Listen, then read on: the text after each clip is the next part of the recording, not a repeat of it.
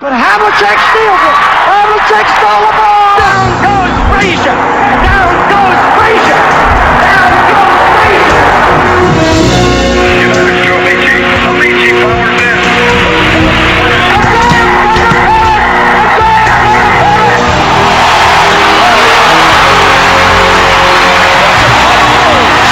Won their 6th NBA championship. Gibson, swing. This is going to be a home run. Unbelievable. Don't believe what I just saw.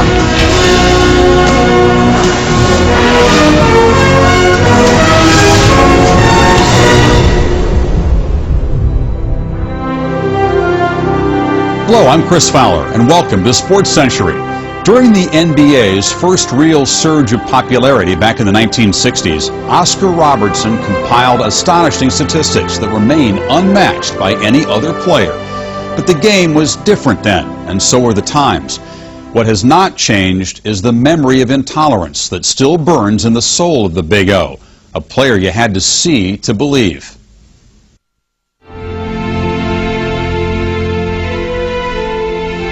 Oscar Robertson is the best basketball player I ever played against. I mean, he had no weakness. He was the Michael Jordan of his day, in a lot of ways. If Oscar were playing today against Michael, we would have a huge argument going on. Everybody talks about Michael, and Michael certainly has a lot of style and stuff. But just flat out kicking ass, Oscar was a very potent weapon. Personally, that when I look back in my career, he's the greatest player I ever played against, period. Oscar Robertson proved his greatness for all time when he averaged a triple-double, 31 points, 12.5 rebounds, and 11 assists for the entire 1962 season. No other player has cleared that bar. He averaged a triple-double for a whole season. I can never compare to that. I really found out how good Oscar Robertson was when I was trying to accomplish the same feats as him. In many ways, what Magic did forced us to kind of look back and remember some of the amazing games that Oscar had. He was big, he was fast, he could pass, he could shoot, he could play defense. You watch Michael Jordan and he flies through the air. You watch Magic with no-look passes. Oscar never did any of that. I don't think there was the kind of sense of appreciation for the fine things without any particular flair or pizzazz that Oscar was doing. The way I played, because it's he's not doing anything. You look at the score, look at the assist, look at the rebound. People used to say, well, all he does is back his man in and score. Is that right? That's a shame. That's all you have to do is back him in and score. Why didn't everybody else do that? You knew where he was going to go. You knew exactly what he was going to do, but you couldn't stop him. That's greatness. It was hell, man, because you could just manipulate wherever he wanted to go. He didn't try to beat you with quickness. He just overwhelmed you, just methodically back you where he wanted to take you and just jump right over you. I used to say, he's like an octopus with the ball. If he's dribbling it, look, he's got 6 hands holding people off, and at the same time he's dribbling the ball. You never got the ball from him. Every game you had this anger out. He was just such a machine. Just come up, clear out, you frown, you'd see that frown, you know, oh God, here he goes. He would give his own players hell, he'd give the officials hell. I mean, he was out to win every night, and I liked his competitive spirit. Oscar Robertson was a general in the best sense of the word, and the worst sense sometimes. Players were afraid of him. As much as they respected him, they were also afraid of him. I hated him because he kept yelling at me, give him the ball. Get that ball back over here. Yeah, boom. Yes, sir. Yeah. Although Robertson's competitive fire was fueled by a complexity of grievances, his overwhelming discontent was being labeled with a black stereotype. Before I came on, they probably said blacks couldn't dribble, couldn't handle the ball in the backcourt. Perception is that blacks were not smart, they're dumb, can't think. They can play good, but they can't think. They felt like you were the point guard, the third base coach, a manager, a head coach in a football team. It took brains, and they didn't feel like we had those type of necessities at that time. In Oscar's case, being the greatest basketball player at the time, you're saying, so what? That doesn't mean anything. I still can't eat in a restaurant. I still got to sit in the balcony in a movie. I still got to sit at the back of the bus. Oscar was very hard person to get to know. He was not a friendly person. I think a lot of black athletes at that time were naturally kind of put off by this white world. A lot of turmoil and that which he was going through, he kept inside in the 50s and 60s because of fear. You had to hold a lot in those days because organizations, especially in professional organizations, sports, they had control of you. They could have blackballed you, and that was the fear. Robertson had to decide what price he was willing to pay to be a great basketball player. I said, do you want to be to basketball what Jack Robertson was to baseball? Do you think you can take it? If you can't, it's all right. But do you think you can? He said yes. I thought he was one of the greatest individuals in the world. And until I went through my years at Cincinnati, I couldn't really feel the magnitude of what he experienced. The advertisement, the press, the publicity, the public were looking for their heroes to be white, and Oscar just happened to be a great player. But his greatness was never fully appreciated in Cincinnati. For 10 long seasons, the Royals were mired in mediocrity, never reaching the NBA Finals. While in Boston, center Bill Russell was anointed an NBA immortal after winning 9 titles in the 1960s. Bill Russell, he drew the attention, maybe more so than Oscar Robertson, because he wasn't on a winner. And people respect you when you own a winning ball club. The Celtics had a lot to do with that. I think his personality had a lot to do with it. Oscar was sort of, in my mind, a negative kind of a guy away from the basketball court. He said to me, there are 3 or 4 critics I'd still like to punch right in the nose. Okay, he didn't. It's still in his craw. You take a young man, grew up in the South, played in the all-black school, came to the University of Cincinnati, the first black to play, threatened by the Klan, told I couldn't do certain things. It's a wonder why I didn't kill somebody.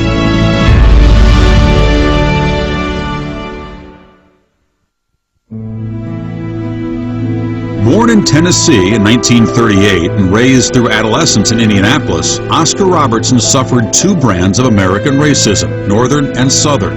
But common to both experiences was that universal deprivation known as poverty. A very poor family, never had a lot of money. Mother worked 3 jobs. I mean, it was tough. I mean, they worked they tried the best they could try. Coming from rural Tennessee during that time, we pretty well understood what the racial situation was. In fact, when we would travel in Fourth, many times we would encounter restaurants that had separate quarters for minorities. When I used to go back to Tennessee on the bus, Mother would tell me where to sit and don't get off the bus. Couldn't go to the bathrooms along the way down those little towns down through Kentucky, but they still want you to ride the bus and give them the money. Robertson began playing basketball when he was 8. By the time he reached all-black Crispus Attucks High School in 1952, he was a prodigy. The basketball court was a haven for Oscar while he was at Crispus Attucks in a very nurturing environment. The problem with it came when you started taking this, what was nice in the game, into an integrated situation. Now something that brought you so much joy, all of a sudden was an object of a lot of vitriol and hatred. There were a lot of calls, a lot of threats that, if you play, this will happen to you and that will happen to you. It was hurtful. When I was a sophomore in 1954, it was difficult getting games from the other city schools. White schools didn't want all black teams beating them. One of the favorite words was nigger. What are you doing here in the first place? We don't want you here. I was called names and whatnot, so it didn't bother me. It's made me play harder. Oscar Robertson from the corner. In 1955, Crispus Attucks became the first black high school to win the Indiana State Championship. Then, as if to prove it was no accident, they won it again the next year. In the summer of 1956, I was going into my junior year in high school, and I heard a local high school coach sitting among some people say, boy, there is a hell of a player over in Indiana. His name is Oscar Robertson. Robertson's boyhood dream was to play for the Indiana Hoosiers, but that changed when he visited the Bloomington campus. I really wanted to go to Indiana bad. But Vance McCracken was so nasty to me. He was a coach then, that I wouldn't have gone there for anything in the world. At the University of Cincinnati, Robertson was a 3-time College Player of the Year while winning 3 scoring titles. Despite 2 trips to the Final Four, the Bearcats never reached the finals. Meanwhile, Oscar was receiving an education in what it meant to be a great black athlete in 1950s America. He opens up his locker to change his clothes. They got a black cat in there. Psychologically, that beats you up. One of the bad things that I remember happening for Oscar was being in Houston. Shamrock Hilton Hotel, we were staying there, and they would not let Oscar check into the Shamrock Hilton. We all wanted to go wherever Oscar was going to go.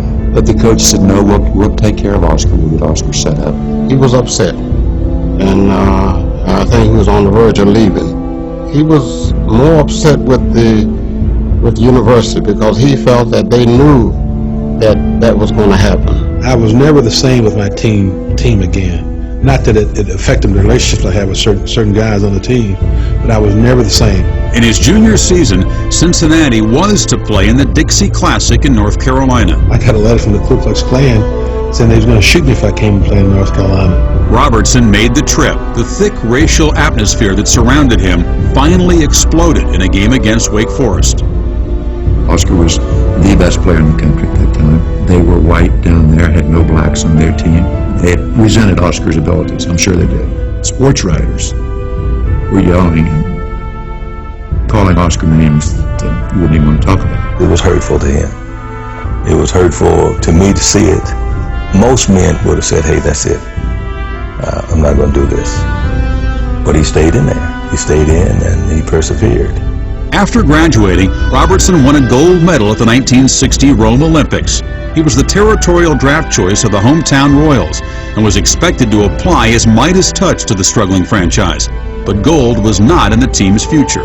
The fact that the Royals never got past the Celtics, never won the NBA championship, a lot of that is going to fall on Oscar because he was the leader. Oscar had the ball a lot. I think maybe that was one of the biggest criticism of Oscar. I did hear the fact that Oscar did pound the ball a lot, did dribble a lot, but I think there were times when he had to do that to make things happen for the team. Who else was going to control it? Here you got a guard who's all pro. I knew the game better than anybody. Who would have the ball? Robertson was about to suffer the unkindest cut of his career. Royals management would take the ball away from the Big O and give it to a proven winner.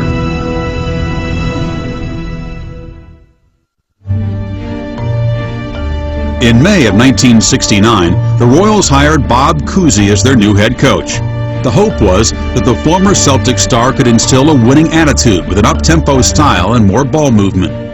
There was a lot of enthusiasm in the beginning, but Bob Cousy's egotistical nature rubbed the players the wrong way. And I think in Oscar's case, perhaps there was some jealousy. Bob Cousy and Oscar didn't speak to each other that often, and that amazed me a little bit. I mean, there seemed to be a respect for each other there, but it wasn't that coach to player, player to coach connection. There was a big gap between them, there's no doubt about it. Oscar was a sort of a coach on the floor you hear today. All of the other coaches before Bob came in let Oscar do it that way, you know. And then when Cousy came in, he was going to change philosophy. It was never an ego thing. I could continue with, simply letting Oscar get whatever number of points he wanted to get. He was still capable of doing that at the time. But in the long-range planning, this wasn't the way we wanted to go. Bob Cousy wanted to trade Oscar Robertson. What did Bob know about basketball that I didn't know? It was get Oscar Robertson out of Cincinnati at all costs. Oscar had been a fixture in Cincinnati for so long, had been so successful, that he resented it, and I don't blame him. 41 years old and retired now 6 years, Bob Cousy inserted himself into the lineup at point guard for 7 games. The whole thing was kind of weird. When Bob Cousy activated himself, we all as a team maybe in some way lost a little respect for him, and Oscar just gloated. There's some criticism in the press of Oscar by me, for one. We were disappointed he hadn't entered into the spirit of what Cousy wanted to do. I think we kind of felt that he could have done more maybe to enter into that and try to salvage the franchise in some way. All of a sudden there was a campaign by some writers said I hadn't done anything. I've made all pro every year. Oscar, when you look back after all these years in Cincinnati, did you ever think the day would come that you would be traded from the Cincinnati Royals? Not prior to this past year, Jack. No, I didn't. I felt that I wanted to play out my tenure here with Cincinnati, but this past year they have a new organization to come with Cincinnati, and they felt that everything had to go. At the end of the season, the Royals had lost 5 more games than the preceding year. With virtually no goodwill between himself and the front office, Robertson agreed to a trade with Milwaukee to play alongside Lou Alcindor. Oscar took this, actually, I would say personally, more than just an impersonal trade. He's a leader. He's got great confidence and ability. He gets the job done, and he's going to be a big asset to us. When we first acquired him, everybody says, how are you going to handle Oscar and Kareem? They understood their roles, and Oscar was the orchestrator, and Jabbar was the devastator. The Bucks getting Oscar was a brilliant idea. A guy who really knew how to move the ball around, who knew how to exploit defenses, who knew strategies. Early on in the season, Oscar realized that the pick and roll wasn't going to work with me and him because I did not have the bulk that Wayne Embry had, but that it was very easy to get me the ball when I was moving. I toned my scoring down, and the offense was for Kareem anyway. Oscar, being the person that he was, kept Kareem in his place, just like he kept all the rest of us in our places. So, if Kareem was missing a defensive assignment, and his eyes would get about this big, and he'd let Kareem know, big fella, fall in line. His scoring average down 6 points. Robertson was now calling the shots instead of taking them. Milwaukee was 66-16 and breezed through the 1971 NBA playoffs and into the finals against Baltimore. Capped away by Allen, Robertson controlling it. Look at that lead pass to Denry. Robertson, he must have 4 or 5 eyes. The Bucks swept the Baltimore Bullets in 4 games. There's a big goal! Oscar, congratulations. Thank Jack. Big win for you. What are you feeling? Is this better than the days that you see? Oh, it's great, Jack. Finally got it. It was worth all those bad days, all of the bad days, getting up to that. That was the tremendous payoff. That was a gold ring. After 10 years of frustration, Oscar Robertson had finally won his ring. But ultimate victory would not change the man within.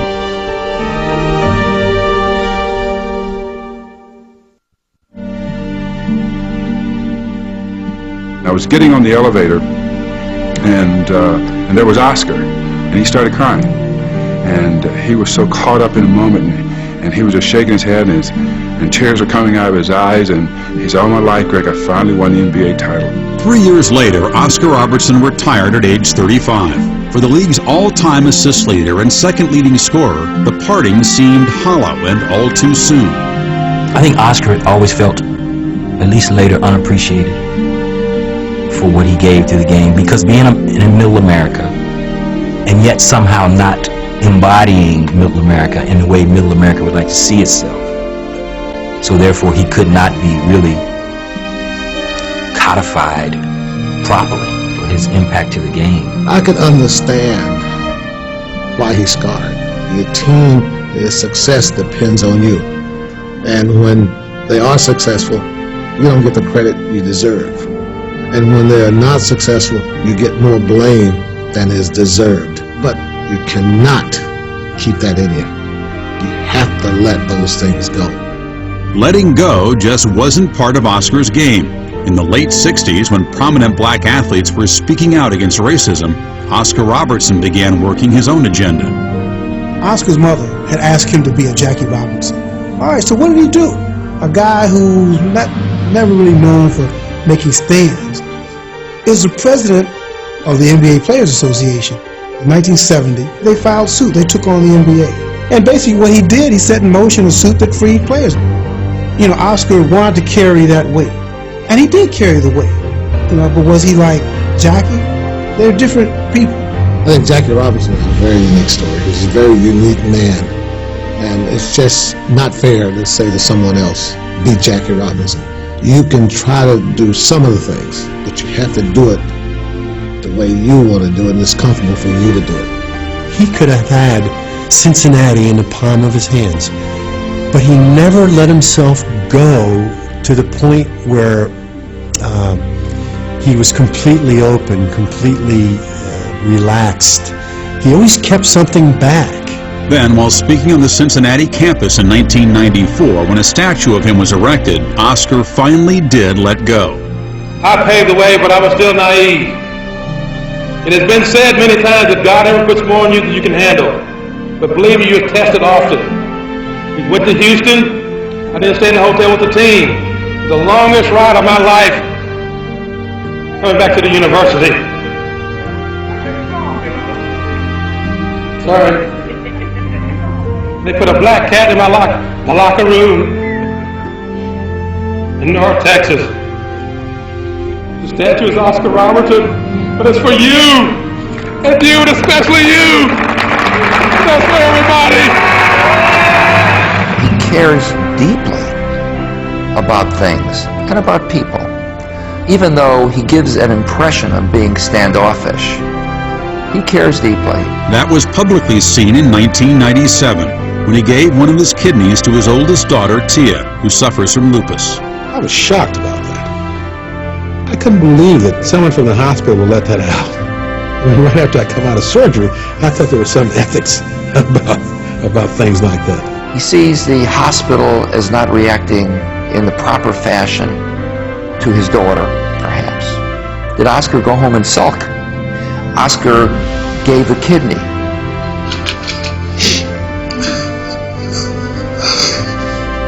He's just a great, great human being. A level of compassion and sensitivity that is as big as his basketball abilities were. It was praise I didn't deserve. I mean, you know, what's so big about a father doing something for his daughter? My brother internalizes things, and he carries it. You have to really know him a long time, but I just think that loss of confidence, loss of trust, that have made him the person that he is. You never forget. Never forget. Never forget anything that ever happened to me. There may be bitterness, or there may be a scar left, because certainly there were wounds. And at some point you make a decision. Can I persevere, be compliant, but yet be my own man? Knowing and studying Big O's life as I have, there is an adamant refusal to be beaten into submission, to compromise in order to, at some point in one's life, be at peace with the situation. I think that that is just not in him to do that. What will last even longer than Oscar Robertson's recalled slights are his achievements. Everyone is well aware that he averaged a triple-double back in 1962. But few know that he averaged a triple-double over the first 5 years of his NBA career. In 384 games, the Big O averaged 30 points, 10 rebounds, and 10 assists. For all of his greatness, Oscar Robertson remains just beyond our reach. His absence a shield against a past he can't bury and can't release. For SportsCentury, I'm Chris Fowler.